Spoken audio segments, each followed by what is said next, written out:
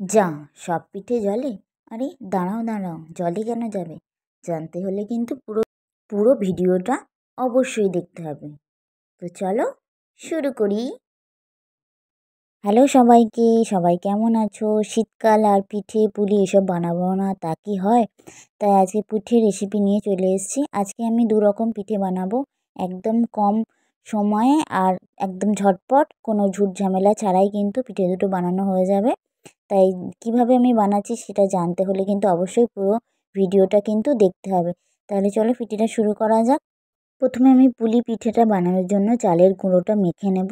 তাই আমি গরম জল নিয়েছি। গরম জল মানে বেশ ভালো ফুটন্ত জল, কারণ এটা ঠান্ডা জলে মাখলে একদম পিঠেটা ভালো হয় না। তাই এক দেখলেই তো একদম পুরো ফুটন্ত জল, তার মধ্যে সামান্য একটু নুন দিয়েছি। দিয়ে চালের গুঁড়িটা কিন্তু আমি দিয়ে আস্তে আস্তে এইভাবে নাড়ছি।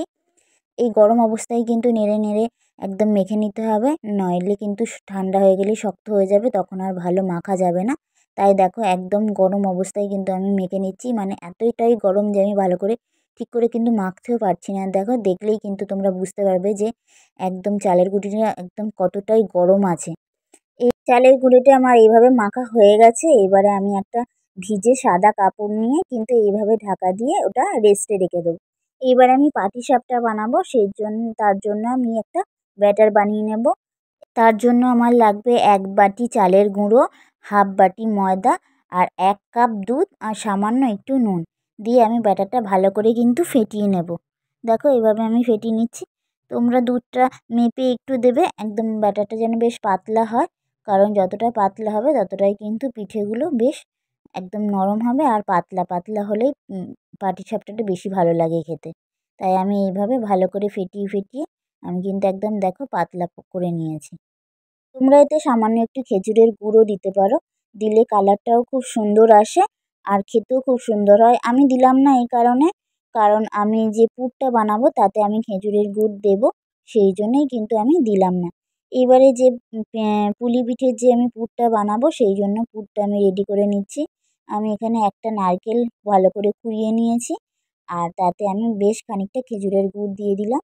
দিয়ে আমি গ্যাসটা জ্বেলে একদম লো ফ্লেমে কিন্তু এটা নাড়তে থাকবো, একদম যেন নিচে না লেগে যায়, সেই জন্য আমি ভালো করে বারবার বারবার নাড়বো। নেড়ে আমি কিন্তু পুরটা তৈরি করে নেব।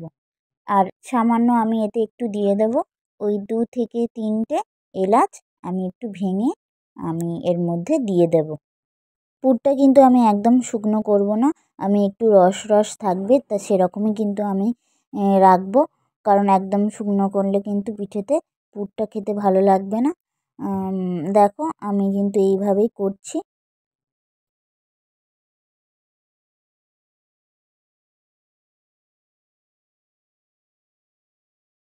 দেখো পুরটা কিন্তু আমার একদম রেডি হয়ে গেছে, আমি এইরকমই রেখে দিচ্ছি ঠান্ডা হতে। এবারে আমি যেটা চালের গুঁড়ো যেটা আমি মেখে রেখেছিলাম সেটা আমি ভালো করে আবার একটু মেখে নিচ্ছি।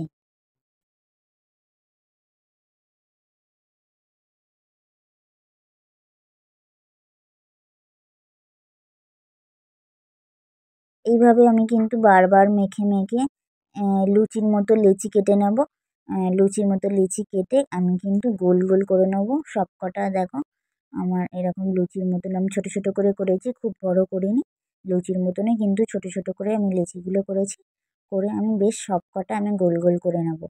গোল গোল করে নিয়ে এবারে আমি একটু সামান্য হাতে চালের গুঁড়ি নেব, আর এমনি একদম ধার থেকে আমি আস্তে আস্তে দুটো আঙুল দিয়ে আমি ধার থেকে একদম চেপে চেপে একটা বাটির মতন শেপ করে নেব। বারবার চালের গুঁড়ো নেব আর এমনি ধার থেকে চেপে চেপে কিন্তু পিঠের খোলটা আমি তৈরি করে নেব।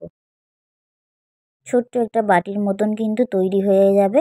দেখো একদম ধার থেকে করলেই কিন্তু এটা একদম তৈরি হয়ে যাবে। দেখো এরকম ঠিক তৈরি হয়ে যাবে, তখনই জানবে যে তোমাদের হয়ে গেছে। একদম ধার যেগুলো একটু মোটা মোটা থাকবে সেগুলো হাত দিয়ে চেপে চেপে দিলে কিন্তু একদম পাতলা হয়ে যাবে।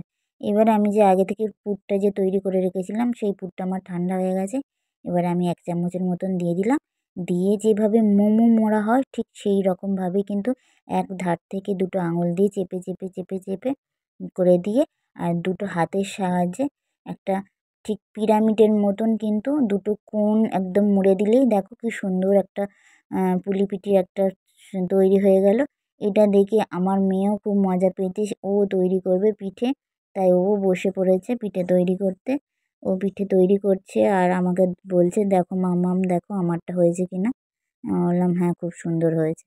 দেখো এইভাবে সব কটা পিঠে কিন্তু আমার তৈরি হয়ে গেছে। এইবারে হচ্ছে আসল মজা, সেটা হচ্ছে ভাপা পিঠে বা পুলি পিঠে কিন্তু সাধারণত আমরা ভাপিয়েই করি, কিন্তু এটা কিন্তু আমি একদমই ভাপাবো না। আমি একটা পাত্রের মধ্যে বেশ খানিকটা জল নিয়েছি, জল নিয়ে জলটাকে ফুটতে দিয়েছি একদম টকবক করে। যখন জলটা ফুটবে তখনই আমি একটা একটা করে পিঠে কিন্তু দিয়ে দেবো। আমি 4-5টার মতো পিঠে কিন্তু আমি দিয়ে দিলাম। দেখো পিঠেগুলো কিন্তু আস্তে আস্তে উপরে কিন্তু ভেসে যাবে। বেশ 2-3 মিনিট পরে কিন্তু আস্তে আস্তে পিঠেগুলো কিন্তু দেখো কি সুন্দর ভেসে যাচ্ছে। যখনই জানবে যে সব পিঠেগুলো যখনই জানবে যে দেখছো যে ভেসে গেছে, তখনই জানবে তোমার পিঠে কিন্তু একদম তৈরি হয়ে গেছে। দেখো পিঠেগুলো কি সুন্দর ভেসে যাচ্ছে। আমি তখনই পিঠেগুলো একটা ছান্তার সাহায্যে তুলে নেব, আর একটা থালার মধ্যে একটা সাদা কাপড় রেখে দেবো, দিয়ে তারপরে ছান্তার সাহায্যে সেই পিঠেগুলো তুলে ওতে রাখবো, যাতে গায়ে যে জলটা থাকবে সেই জলটা কিন্তু কাপড়ে লেগে যাবে। তাহলে পিঠেগুলো একটার সঙ্গে একটা কিন্তু আর আটকে যাবে না। দেখো এইভাবে একদম সহজ, কিন্তু এই উপায় কোনো মানে ভাপানোর কোনো সিস্টেম করতে হবে না। শুধু গরম জলের মধ্যে পিঠেগুলোকে ছেড়ে দিলেই পিঠে তৈরি। যেভাবে আমরা গরম তেলের মধ্যে লুচি ছেড়ে দিই, লুচির লেচি যেভাবে ছেড়ে দিই, সেইভাবেই কিন্তু পিঠেগুলো আমি একদম কম সময়ে একদম সহজ উপায়ে, জানি না তোমরা কতজন এইভাবে জানো, তবে আমার খুব মজাই লাগে পিঠেগুলো বানাতে। এইভাবেই কিন্তু আমি পিঠেগুলো করি। এবারে আমি করব কিন্তু পাটিসাপটা। পাটিসাপটা তো আরোই সহজ একটা পিঠে। সেটা হচ্ছে একটা ফ্রাইং প্যানে একটু তেল ব্রাশ করে নাও, তারপরে যে ব্যাটারটা বানিয়ে রেখেছিলাম সেই ব্যাটার 2 হাতার মতন দিয়ে একটু কড়াটা এদিক ওদিক নাড়িয়ে একটু গোল মতন করে নিয়ে তার উপরে পুরটা দিয়ে, আর একভাবে এক পাশ থেকে শুধু এই এক পিঠ করে উল্টে দিলেই কিন্তু পাটিসাপটা তৈরি। যে পুরটা আমি দিলাম সেই পুরটার ভিডিওটা আমার করা হয়নি, সেটা আমি মুখেই বলে দিচ্ছি আমি কীভাবে পাটিসাপটার পুরটা বানিয়েছিলাম। সেটা হচ্ছে যে নারকেলের পুরটা আমি যে পুলি পিঠের জন্য বানালাম, সেই নারকেলের পুর, আর তার মধ্যে আমি দিয়েছিলাম বেশ খানিকটা দুধ, আর দিয়েছিলাম আমি একটু নলেন গুড়ের সন্দেশ দিয়ে ভালো করে ওটাও আমি একটু কড়াইতে নেড়ে চেড়ে নিয়ে করে রেখেছিলাম। সেটা ওই ঠান্ডা করতে দিয়েছিলাম। এইভাবেই কিন্তু আমি পাটিসাপটার জন্য পুর বানাই। আমি পাটিসাপটার পুরের মধ্যে একটু সন্দেশ দিই, নলেন গুড়ের সন্দেশ, তাতে খেতে খুব সুন্দর হয় আর একটা খুব সুন্দর একটা ফ্লেভারও আসে।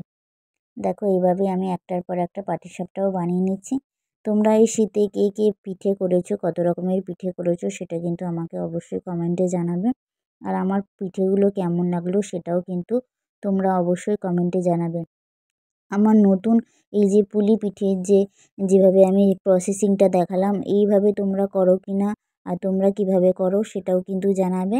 ভালো লাগলে একটা লাইক করে দেবে। তোমরা কে কত রকমের পিঠে বানাতে পারো, বা কে এই শীতে কত রকমের পিঠে বানালে সেগুলোও কিন্তু জানাবে। আর আমার কাছ থেকে কী কী রেসিপি বা কীরকম ভিডিও পেতে চাও সেটাও কিন্তু জানাতে পারো। দেখো একটা একটা করে কিন্তু আমার অনেকগুলোই পাটিসাপটা তৈরি হয়ে গেল। আমি এইভাবেই পাটিসাপটা বানাই। যারা আমার চ্যানেলে নতুন ভিডিও দেখছো তারা কিন্তু অবশ্যই চ্যানেলটা সাবস্ক্রাইব করবে, আর ভালো লাগলে একটা লাইক করে দেবে। আর কেমন হচ্ছে রেসিপি সেগুলো কিন্তু একদমই ভুলবে না জানাতে কমেন্ট করে। চলো আজকের মতন আমার সব পিঠে রেডি হয়ে গেছে, তৈরি একদম। আর আজকের মতন তাহলে আসি, আবার দেখা হবে নেক্সট একটা ভিডিওর সঙ্গে।